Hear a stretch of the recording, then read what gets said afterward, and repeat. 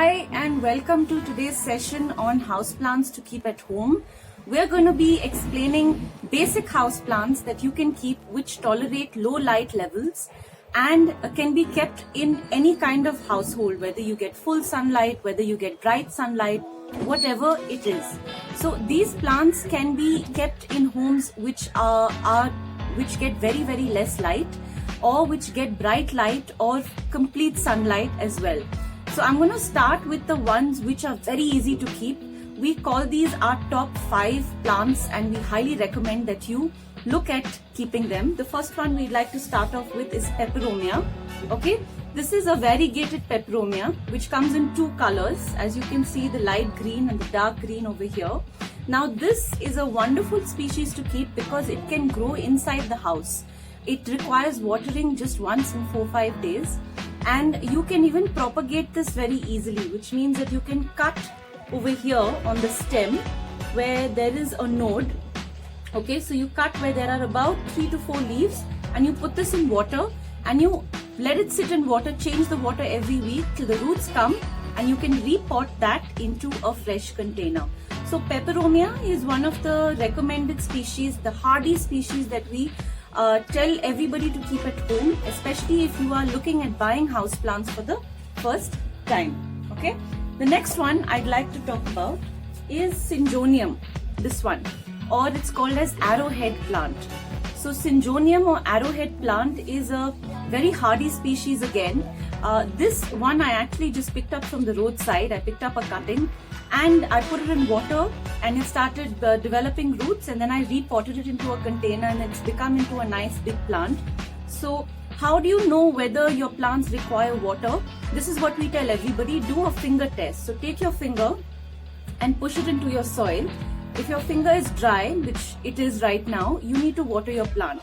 If your finger is wet, like if the soil sticks to your fingers, if your finger is wet and the soil sticks to your finger, it means that your plant does not require water.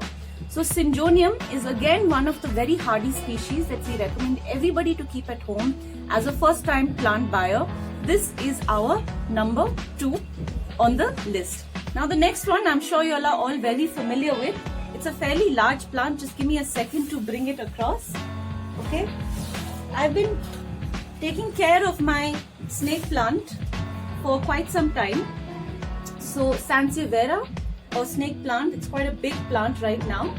This is a wonderful species to keep. You can even look at putting this in your bedroom. It's a great species to keep. It's known as an oxygen creating plant because it gives oxygen both in the night and in the day. And it is again one of our top 5 hardiest species to keep in the house. I have just watered this species right now, and this requires watering once in about 10 to 12 days. That's it. And it is so tolerant of low light that you can keep it in a dark corner. When I say dark corner, you must be able to see the plant, but it doesn't require any kind of direct light. Indirect light is the best. However, this is the plant. This one is about 1 year old as from a sapling and it's quite heavy, so I'm just going to place it down. So this is our number 3 on the hardiest house plants to keep. So the first one which we explained was Peperomia, which was this one. Okay, and the second one was Syngonium or arrowhead plant. Here you find these on the roadside a lot. So what I like to do is I just like to pick up a cutting, and if as long as it's a public road, just keep that in mind. And this is my snake plant, which I really love. We're also going to talk about Pothos. So Pothos, I have 2 varieties. Okay, this is the marbled Pothos over here, which you can see, and this is the variegated Pothos, which comes in 2 colors. Now this is number 4 on our list of the top 5 to 6 hardiest plants. I really recommend getting this variety because it creates a lot of oxygen at home. It's so easy to propagate. From one plant, in the last 3 years, I've been able to grow about 40 more plants. So all you have to do is make sure that you cut the plant over here where there is a node.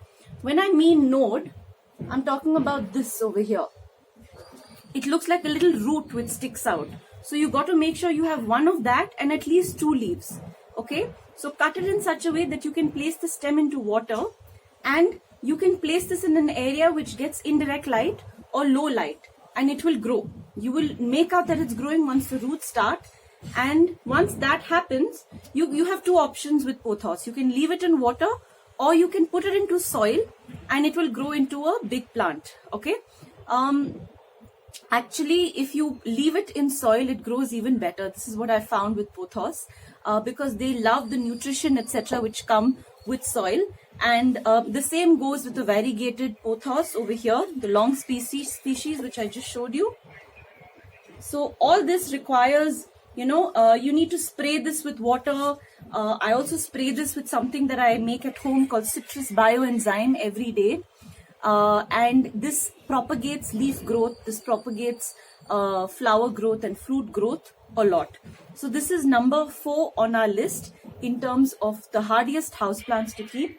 The next one is a rubber plant, which is behind me. You can see it over there. Okay, that is the rubber plant. It's a burgundy color. You get that in 2 colors. You get that in that, and you get a variegated species. Now that, because of the color of its leaves, doesn't require sunlight. So you can place it in a spot which gets indirect light, watering once in a few days, and rubber plant is great to keep inside the home. All these species can be kept inside the homes. All you need to make sure is that they get some form of light, not direct light, like where you can actually see the sunlight, but light in itself in a warm corner. So that is number 5 on our list as one of the hardiest species to keep. The next one is called as the ZZ plant. Okay, the ZZ plant is excellent for keeping inside the house, and that's number 6 as part of our hardiest house plants. Okay, so you can keep the ZZ plant and it can grow by itself. Watering once in about 12 to 13 days is more than enough, and it will grow.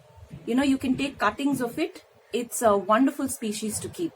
So these are our 6 hardiest houseplants to keep, and which we highly strongly recommend to everybody out there. You can pick them up at nurseries. They're very freely available in any of the local stores. You can just go there and ask them for these species. Also read about the species online as much as possible. We recommend that you understand the basic care and maintenance that these plants require. One of the few things to note about houseplants is that they are very non-fussy species. They don't require too much of care and maintenance. However, you must make sure that you give them a good potting mix. So in the beginning, while you are repotting or potting a small plant into a bigger container, give it a good soil medium. After you have given it a good potting mix, you don't have to change your potting mix for a very long time. Actually, we recommend that you leave the potting mix. What you should do is give it a natural fertilizing solution once in about 3 to 4 weeks. You can do this in several ways. One is you can use sour curd at home. So take some curd, put it in a small bowl and leave it on your counter.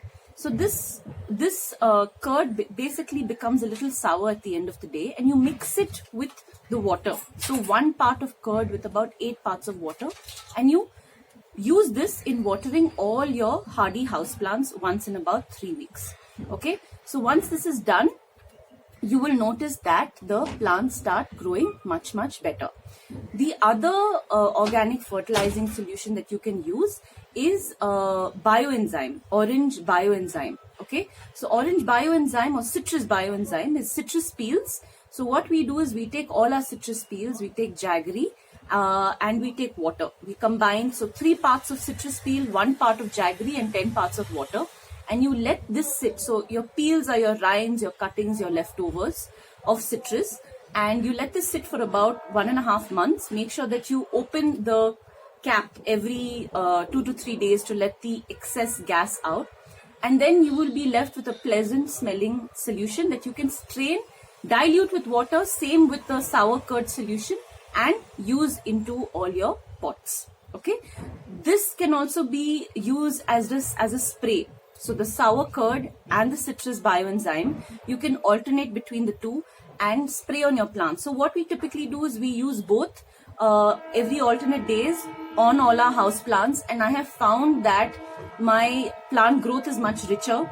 The leaves come out much faster. If you have any vegetables or flowers which are growing at home, they will give you fruits and flowers more regularly, more faster. So look at these few methods of instilling in your garden and you will see the difference. Also, the sour curd solution and the citrus bioenzyme back up as pest repellents. So any of these annoying little pests like mealy bugs, etc. will go away and will reduce, and you will bring in the good biodiversity like butterflies and honeybees. So make sure that you keep your houseplants healthy, happy. Use a good soil potting medium. Use some of these tips that we've given you, and I hope you have a very happy Sunday weekend, and wishing you all, of course, a very wonderful Onam and a very happy Varma Lakshmi, as this is a festival weekend. So stay tuned for these regular updates from Agreenventure. My name is Kavya, and we do these workshops regularly, so please be with us. Thank you so much and happy gardening. Bye-bye.